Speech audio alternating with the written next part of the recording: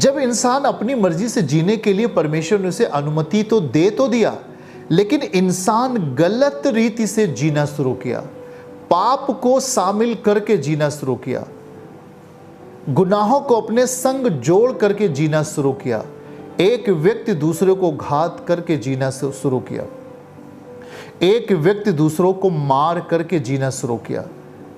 याद रखें, तो वहां पर मानवता समाप्त हो जाती थी, वहां पर प्रेम खत्म हो जाता था।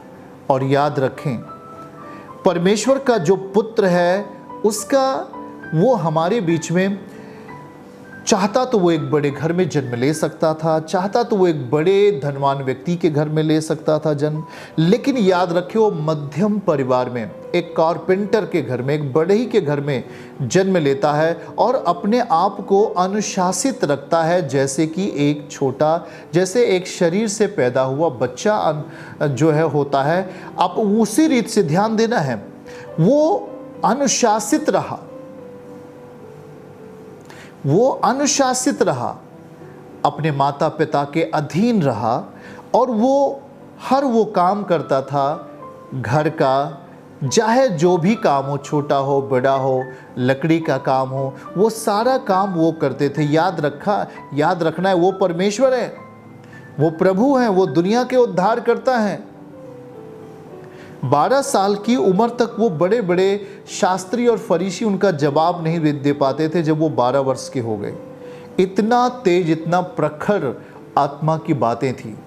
और जब वो 30 साल के होते हैं तब वो अपनी सेवकाई को शुरू करते हैं और 3.5 साल सेवा का काम पूरा करते हैं। 3.5 साल में आप और हम बचाए गए हैं, पूरे विश्व बचाया गया, क्योंकि वो परमेश्वर का पुत्र था। रोमियो 7:14 को देखेंगे कि हमें उद्धार हमारे जीवन में यीशु का लहू किस रीत से और काम करता है। क्योंकि हम जानते हैं कि व्यवस्था तो आत्मिक है, व्यवस्था तो आत्मिक है, हाँ बहुत आत्मिक है, अगर ये करोगे तो ये चीज़ें हो जाएंगी, परंतु मैं शारीरिक और पाप के हाथ बिका हुआ हूँ, ऐसा पौलुस कहता है। मैं शारीरिक और पाप के हाथ बिका हुआ हूँ। पाप की प्रबलता आपको खरीद लेती है, याद रखना है। पाप की प्रबलता आपको अपने वश में कर सकती है यदि आप सचेत नहीं हुए, यदि आप परमेश्वर के वचन के प्रति, उसके आत्मिक वचन के प्रति अगर आप जागरूक नहीं हुए, तो पाप की परिस्थितियां आपको छू लेती हैं, पाप की परिस्थितियां आपके जीवन को गड्ढे में डाल देती हैं, याद रखना है। और यही कारण है कि यीशु मसीह का जो लहू बहा है वो अनुग्रह के तहत बहा है। कोई संसार में कोई भी एक व्यक्ति दूसरे व्यक्ति के लिए खून नहीं बहा सकता, कभी भी वो खून नहीं बहाएगा एक व्यक्ति दूसरे व्यक्ति के लिए। लेकिन जब यीशु मसीह का जो खून बहा, वो आपको व्यवस्था के बंधन से छुड़ा करके एक आत्मिक और अनुग्रह पूर्ण व्यवस्था में हमें लाके रखा। व्यवस्था के श्राप से हमें छुड़ा करके, व्यवस्था के नियमों से हमें रिहा करके अनुग्रह पूर्ण आत्मिक नियमों में हमें जगह दिया, जहां पर उसके लहू को हमारे जीवन में उतरने की अनुमति यीशु ने दिया, पिता ने दिया। और अब हमारे जीवन में यीशु का लहू उतरता है और हमें श्राप से, हमें पाप से, हमें बीमारी से, हमें रोग से छुटकारा प्रदान करता है, याद रखना है। और हम जब यीशु को देखते हैं तो वह एक मेमने की जैसे दिखाई देता है, वह एक मेमने की तरह दिखाई देता है। उसका बलिदान भी हम देखते हैं कि एक मेमना जो हमारे लिए बलिदान हुआ, उसके ब्लड को हम देखते हैं तो हमारे जीवन के लिए एक सामर्थ्य पैदा होती है। उसका ब्लड वो मेमने के जैसे है, जैसे हम पिक्चर में देख पाते हैं, एक मेमने के जैसा उसका, वो मेमने के जैसे हमारे बीच में आया और उसने अपने बड़ी साधारणता तरीके से, बड़े ही नॉर्मल तरीके से उस शक्ति को, उस अनुग्रह के बल को उस जीवनदायी ब्लड को हमारे लिए दे गया। और हम जब उसके ब्लड को अपनी जिंदगी में आने के लिए अनुमति देते हैं, जब उसके खून को अपनी जिंदगी में आने के लिए अनुमति देते हैं, तो याद रखना उसका ब्लड कितना इंपॉर्टेंट है, कितना महत्वपूर्ण है। अगर हम उस घटना को याद करें, मिस्र के टाइम में, मिस्र के समय में, जब मौत का फरिश्ता पूरे मिस्र में जाकर के पहिलौठों को मार रहा था, उन्हें समाप्त कर रहा था, उन्हें नाश कर रहा था, उसी टाइम में, उसी वक्त में इज़राइली लोगों ने मेमने का पूर्ण बलिदान करके उसका ब्लड चौखटों के ऊपर लगा दिया था। अलंगों और चौखटों में, अलंगों और चौखटों में, दरवाजे के चौखटों में और अलंगों में लगा दिया था। उसके लहू में से कुछ लेकर घरों में जो मेमने को खाएंगे, उनके द्वारा दोनों अलंगों और चौखटों पर वो लगा दिया था। और इस चौखटों और अलंगों में मेमने का, पूर्ण मेमने का लहू लगाने के कारण मौत का फरिश्ता उस खून को देख करके, जो इज़राइली के घरों में लगाए गए थे, चौखटों में, अलंगों में लगाए गए थे, उस खून को देख करके मौत का फरिश्ता उस घर में नहीं जा पाता है। उसकी शक्ति नहीं है, उसका बल नहीं है कि वह उस घर में प्रवेश कर ले जिस घर में यीशु मसीह का लहू लगा हो, मेमने का लहू लगा हो। उसने पूर्ण रूप से अपना पवित्र लहू बहा करके हमारे लिए पूर्ण छुटकारा दे दिया। अगर आज यीशु के लहू के बारे में आपको पता नहीं है, तो मैं समझता हूं कि आप अधूरे अवस्था में आत्मिक जीवन जी रहे हैं। अगर आप यीशु के लहू के बारे में नहीं समझ पाते हैं, तो आप आधे और अधूरे रूप में अभी आप पड़े हुए हैं। याद रखना है कि पहले ये यीशु का लहू आपकी जिंदगी के लिए क्या कर सकता है। तो उसका उदाहरण हम देख रहे हैं कि मिस्र के अंदर जब मौत का फरिश्ता जाता है, पहिलौठे को मारते हुए जाता है, उन्हें घात करते हुए जाता है, तो लेकिन जब वो इज़राइली लोगों की ओर देखता है तो उनके चौखटों और अलंगों पर खून लगा हुआ था, और वो खून था मेमने का खून। आधे अधूरे मेमने का खून नहीं था। इसको समझ के और अधिक शक्तिशाली बन जाइए, पूर्ण दशा का खून था, पूर्ण मेमने का खून था। वो पूरा रीति से बलिदान हुआ है, उसको पूर्ण रीति से ही खाने के लिए प्रभु ने वहां कहा, पूर्ण रीति से ही खाना, कुछ भी फेंकना नहीं। आज वैसे ही आपको भी है। जब हम मसीह को अपनी जिंदगी में पूर्ण रीति से खाते हैं, यीशु मसीह को पूर्ण रीति से खाते हैं, चबा चबा के खाते हैं, हमारी जिंदगी के लिए उसके लहू की सामर्थ्य प्रकट होती है।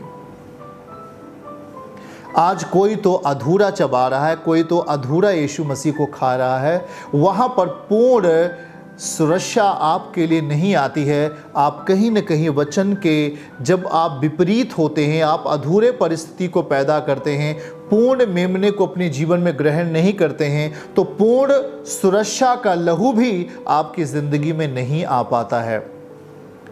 जहाँ पर आप शैतान के शिकार होते हैं, या आप बहुत सारे ठोकरों या गलत दिशाओं या गलत मनोदशाओं के आप शिकार हो जाते हैं, आप नशे में चले जाते हैं, आप गुनाह में चले जाते हैं, आप पाप और व्यभिचार के शिकार हो जाते हैं, क्योंकि आपने मसीह को पूर्ण रूप से अपनी ज़िंदगी में अनुमति नहीं दिया। वो तो आपके सामने है, वो कह रहा है मुझे खा ले, परंतु आप उसे कैसे खा रहे हैं?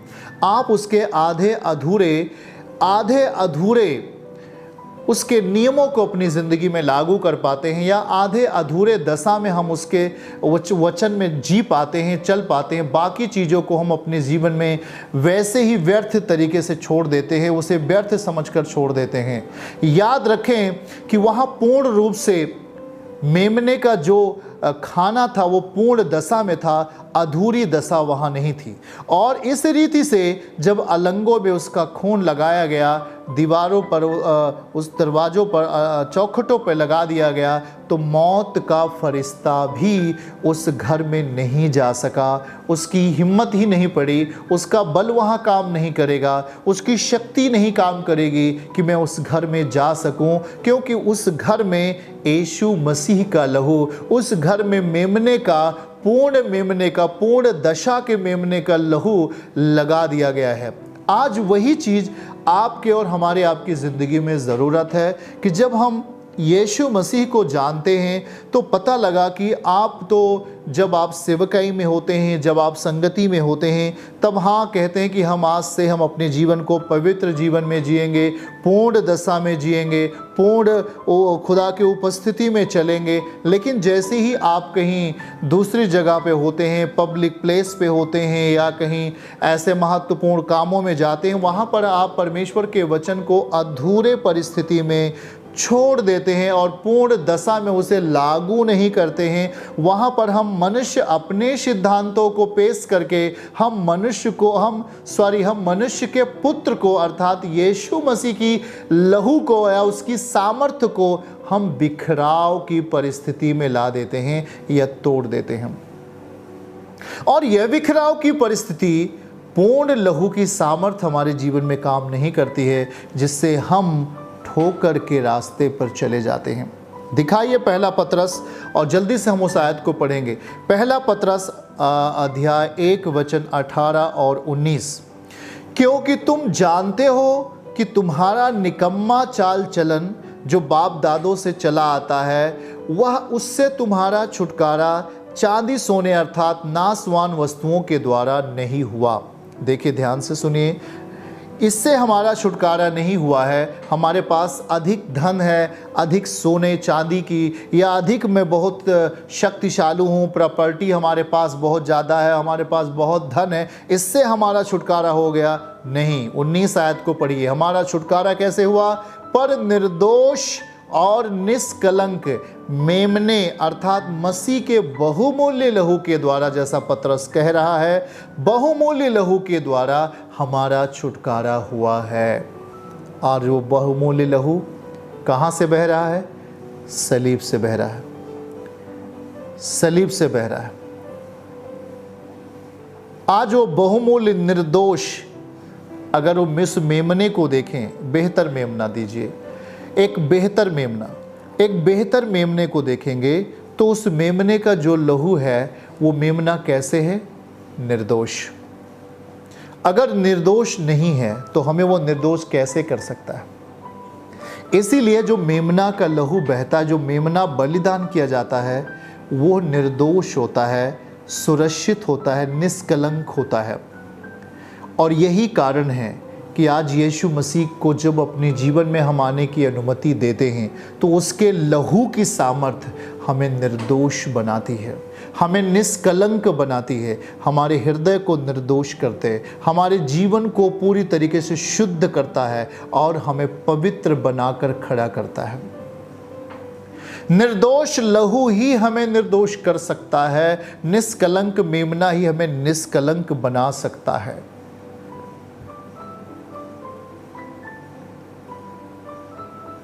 आज हम अब उस निष्कलंक और निर्दोष मेमने को अपनी ज़िंदगी में उसे खाने से हम बहुत दूर हैं, उसे हम नहीं खा पा रहे,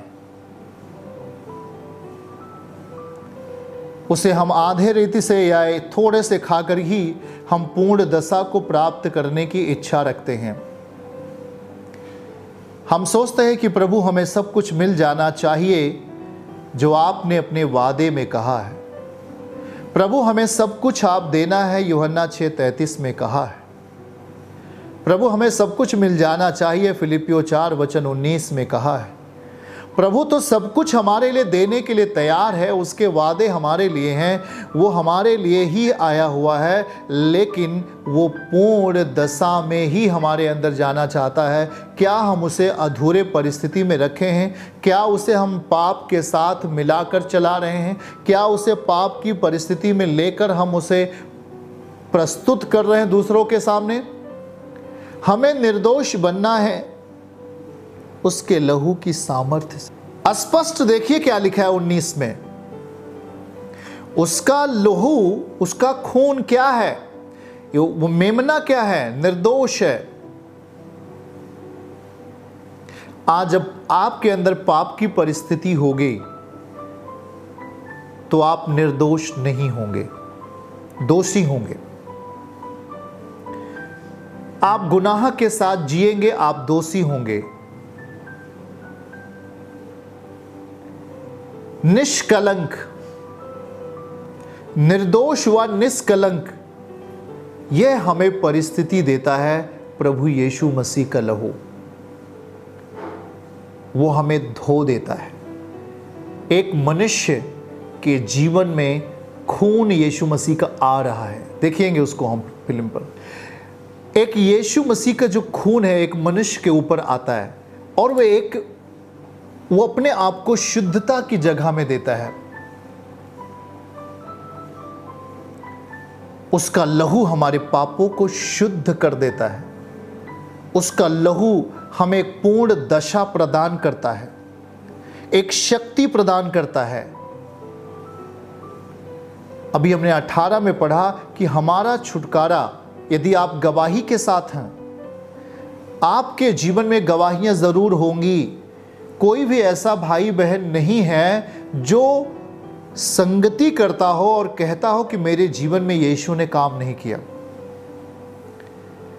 ऐसा कोई भी नहीं हो सकता।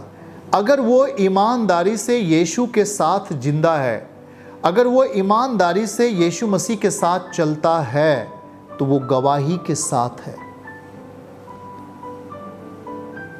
क्योंकि यह वही लहू है जो सलीब पर बहा है हमारे आपके लिए।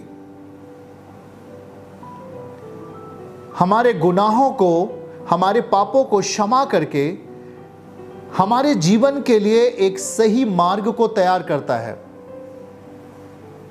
मैंने फिर कहा कि वो बगैर लहू बहाए भी हमें सब कुछ कर सकता था, लेकिन उसके लहू के द्वारा यह एक ऐसा धन है, एक ऐसे अनुग्रह का दायरा है जिसमें हमें लाकर के परमेश्वर, उसका पुत्र मसीह, हमें अनंत जीवन में प्रवेश कराना चाहता है। इसलिए बाइबल यहां पर पहला पत्रस कह रहा है 19 में कि वो हमें निर्दोषता की दशा में बनाएगा। उसका लहू आपको निर्दोष करेगा। दोषी ठहराने वाली हर चीजों को वो दूर करेगा, आपको निष्कलंक करेगा, अपने लहू से धो करके आपको अपने पास रखेगा। आपकी जिंदगी में उसकी सामर्थ्य का प्रगटीकरण होगा, उसके लहू की सामर्थ्य जो हमारे पापों को क्षमा करता है, जो हमारे गुनाहों को माफ करता है और जो हमें एक ऊंचे स्थान पर बैठाता है। यह उसके लहू की ही सामर्थ्य है, उसके लहू की ही पावर है, उसके लहू की शक्ति है। हालेलुया।